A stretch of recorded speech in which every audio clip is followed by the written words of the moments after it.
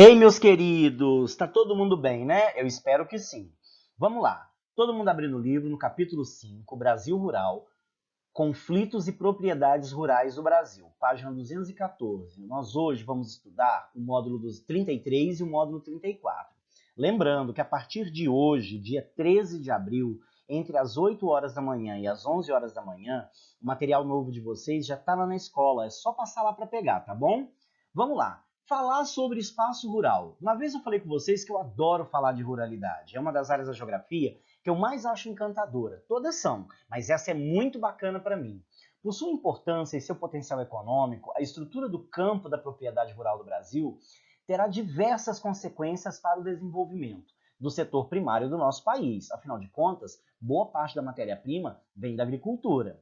A terra e a sua posse podem ser consideradas um meio diferenciado de desenvolvimento do trabalho humano, o que conduz uma discussão sobre como que esse tipo de recurso deve ser gerido e como ele deve ser utilizado, levando muitas vezes ao conflito de ideias e de divergências do uso de terra no ambiente rural. Uma base, para vocês terem uma noção nessas questões, este grupo de módulos tem o objetivo, dentro do nosso livro didático, da gente poder analisar como que é o uso e os conflitos e as divergências do uso de terra no espaço rural brasileiro. Com base nessas questões, esse grupo de módulos do nosso livro tem como objetivo apresentar para vocês os principais problemas do campo do Brasil e que a gente pode estar estimulando e refletir sobre essa temática. Vai ter muita coisa legal para a gente estudar. Então, todo mundo com o livro aberto e atenção na aula.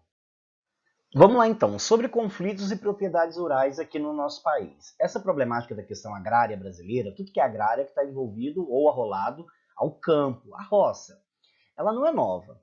As discussões sobre a posse de terra no nosso país, elas são muito antigas, desde o início da ocupação portuguesa, quando foram instituídos sistemas de sesmarias e das capitanias hereditárias. A coroa escolheu quem seriam os donos das terras. A partir desse sistema surgiram os primeiros donos de posses e de grandes terrenos no nosso país, naquele período quando ele ainda era colonial. E foram também os responsáveis, dentro desse período, pela produção açucareira durante o ciclo econômico da cana-de-açúcar, como a gente estudou na aula da semana passada. Devido à grande proporção do território brasileiro, houve uma grande dificuldade no estabelecimento de um sistema das capitanias hereditárias e da divisão das sesmarias. Isso levou a uma divisão irregular do território, o que acabou resultando em um estabelecimento de grandes propriedades rurais, o que não deu acesso à população um pouco mais pobre de ter terra para poder trabalhar. Então, olha o nosso infográfico. Eu tenho a coroa portuguesa, que dividiu o território brasileiro em capitanias e em capitanias hereditárias, e depois deu aos donatários, que não eram proprietários. Eles eram os gestores, em nome da coroa, dessas capitanias hereditárias, com direito a terras nessas sesmarias. E quando falamos em produção industrial, como a gente disse anteriormente, que a estrutura fundiária brasileira é base para a indústria, nós temos uma série de fatores e medidas que podem acelerar o sistema produtivo. O número de produção. Se o dono da fábrica quer produzir mais e mais rápido, pode aumentar a jornada de trabalho, contratar mais mão de obra ou empregar mais máquinas na produção. Já no caso do espaço rural, essa intervenção humana na produção ela é mais limitada. O proprietário de terra ele pode, por exemplo, utilizar fertilizantes que podem estar aumentando a produção, aumentar a irrigação artificial, mas assim, ainda assim, essa sua produção estará sujeita aos efeitos climáticos. Pode ter uma tempestade, ou pode ser o terreno não pode estar com uma boa inclinação, como a gente já viu anteriormente nas nossas aulas de geomorfologia no ano passado. Tudo vai depender do clima e da geologia do terreno. Mas vamos sobre estrutura fundiária. Essa estrutura fundiária, ela remete ao modo de como o espaço agrário está dividido, como as divisões na distribuição do nosso território. Quando falamos de terra, estamos tratando de um tipo especial. E é um bem muito rico, muito econômico, cuja produção está limitada por condições que estão fora do nosso controle, como a gente disse anteriormente. Então, quais são os fatores externos ao controle humano na produção? Nós temos esse infográfico, os 5 principais. As condições topográficas, como a gente disse anteriormente, a fertilidade do solo, os fatores climáticos de temperatura, a disponibilidade de água e o regime de chuvas e, claro, a qualidade das sementes e adaptação dessas culturas. Como muitos dos fatores de produção da terra estão fora do alcance do humano, quanto maiores são as áreas de produção agrícola, maior também, por sua vez, vão ser a chance de um sucesso produtivo. Nos países de ocupação antiga, por exemplo, os países europeus, as áreas rurais foram divididas sucessivamente entre os produtores em pequenas áreas, para a produção familiar e, claro, para o consumo local. Quando as lógicas econômicas não eram claras ou não se aplicavam de maneira direta a esses locais nesse período.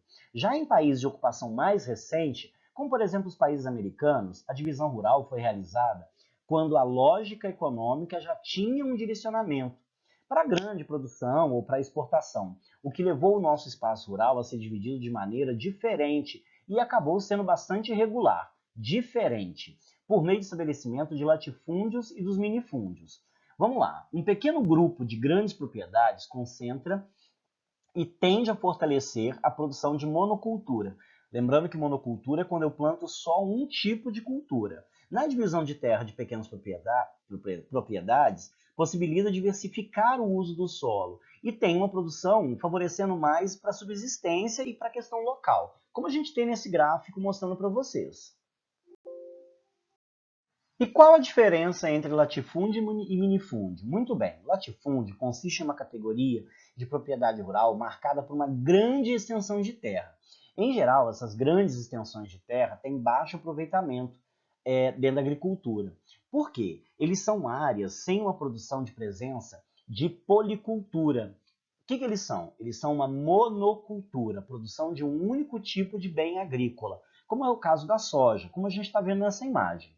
Já o caso do minifúndio, ele tem uma contraposição do latifúndio. O minifúndio é caracterizado pela pequena propriedade agrícola, que de uma forma geral tem uma produção agropecuária para a subsistência e para o abastecimento do mercado local. Porque já o latifúndio, ele atende ao mercado em grande porte, tanto no nível de país quanto inclusive para exportação.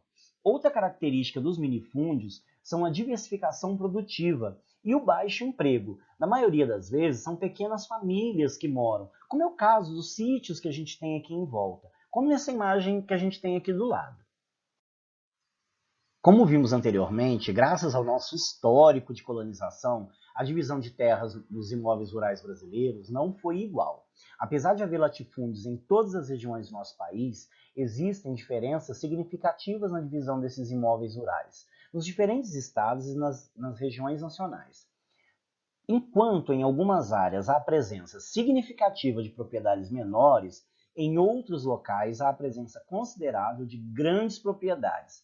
Para vocês terem uma ideia, tem fazendas de algodão aqui no Brasil que são maiores do que alguns estados brasileiros, como é o caso do Sergipe. Tem uma fazenda de algodão que é muito famosa aqui no Brasil, de um famoso político brasileiro, que ela é maior do que o estado do Sergipe. Agora imagina só, fica lá no centro-oeste. Ela é maior do que um estado. Tudo plano e tudo só com algodão plantado. Vamos analisar agora quais são os sistemas de produção agrícola, que além da classificação das propriedades rurais em relação ao seu tamanho ou ao fator de importância que pode ser considerado dentro do espaço agrário brasileiro, que é um modo de produtividades rurais que desenvolvem atividades agropecuárias. Como assim? O que é um sistema de produção intensivo? Intensivo é o sistema de produção caracterizado pela otimização da produção agrícola, na tentativa de obter o máximo de produtividade possível, aproveitando a terra. Então vão ser adotadas medidas que possam acelerar e aumentar a produção, como utilizar maquinário mais eficiente, mais tecnológico, ou fertilizantes muito fortes para a planta crescer bem rápido, ou alguns agrotóxicos para combater são inseticidas e fungicidas, para combater insetos e ervas daninhas. Nesse mapa, vocês estão vendo em cada uma das áreas quais são as atividades de agricultura intensiva, de uma forma geral, que são espalhadas por todo o território brasileiro. Já o sistema extensivo é um tipo de produção que visa a produção agrícola com base no uso mais sustentável do solo. buscando estratégias que são mais tradicionais de manejo do solo e as atividades agrícolas. De uma forma geral, esse tipo de sistema produtivo emprega pouca mecanização, tem poucas máquinas, e a sua produção tem como uma estratégia o plantio de cultivos com adaptação natural às condições do clima, ao solo, aonde ele é implantado, como é o caso do café, que vai ter uma prevenção e uma boa utilização do solo. Ainda que essa rotatividade de culturas, porque normalmente nesse tipo de propriedade, nunca é monocultural, nunca é só um tipo de cultura, são várias culturas. Como é o caso que a gente está vendo desse senhor aí, ó, ele tem hortaliças, ele vai ter eucalipto, ele vai ter outros tipos de cultura dentro do seu terreno. Vamos entender um pouquinho sobre a distribuição. Em 1970, na década de 70, foi criado o Estatuto da Terra, que é um documento que tem como objetivo fazer uma redistribuição e uma avaliação do uso do solo.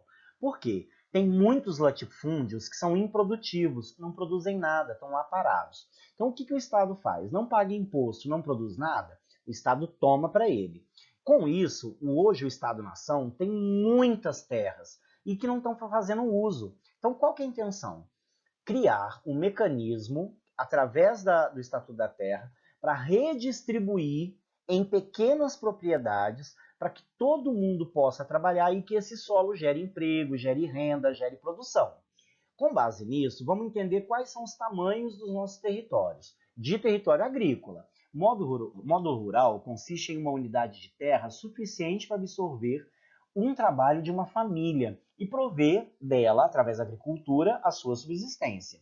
Um minifúndio legal refere-se a propriedades rurais que têm um tamanho menor do que o de um módulo rural, ou seja, cujo tamanho não é suficiente para a produção que permita a subsistência de uma família. Já um latifúndio legal são propriedades rurais de tamanho de até 600 vezes maior do que o tamanho de um módulo rural e que tenham efetiva utilização da agricultura, principalmente para grande porte. Com base nisso, com o atraso, com a burocracia, acabou que o Estatuto da Terra nem sempre ele foi colocado em aplicação. Então a gente não tem ainda uma reforma agrária que seja eficiente. E isso gerou muitos conflitos, como é o caso dos poceiros e grileiros. A existência de grandes áreas de terras devolutas no Brasil, ou seja, que não têm matrícula oficializada, por sua vez, ainda pertencem ao Estado brasileiro, levou a um processo de ocupação mesmo sem existência de documentos de propriedades. Entre os principais grupos que estão nessas ocupações, que pegam de forma ilegal, são os poceiros e grileiros. O que são poceiros? Os poceiros são as populações rurais que ocupam pequenas áreas de terras que pertencem ao Estado e desenvolvem agricultura familiar, de subsistência, mas não têm a propriedade, eles têm apenas a posse. O Estado permitiu que eles ficassem ali, mas eles não são proprietários.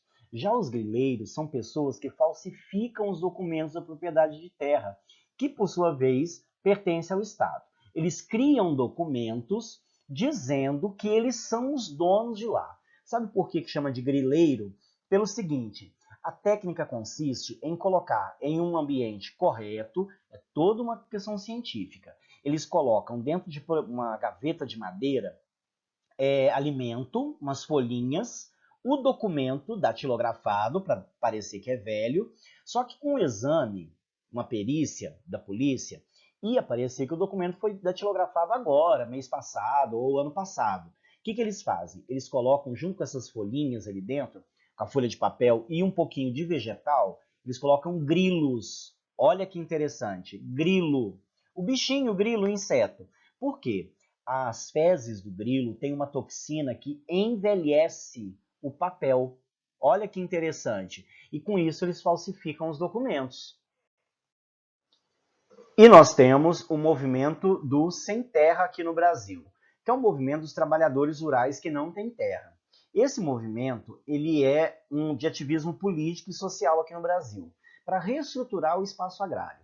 Entre as reivindicações desse grupo estão a efetivação da reforma agrária e a expropriação de latifúndios que não estejam produzindo. Desde o seu surgimento, na década de 80, como diz o nosso livro, o MST organiza diversas atividades e manifestações para poder fazer essa reforma agrária acontecer, além de algumas ocupações em áreas improdutivas.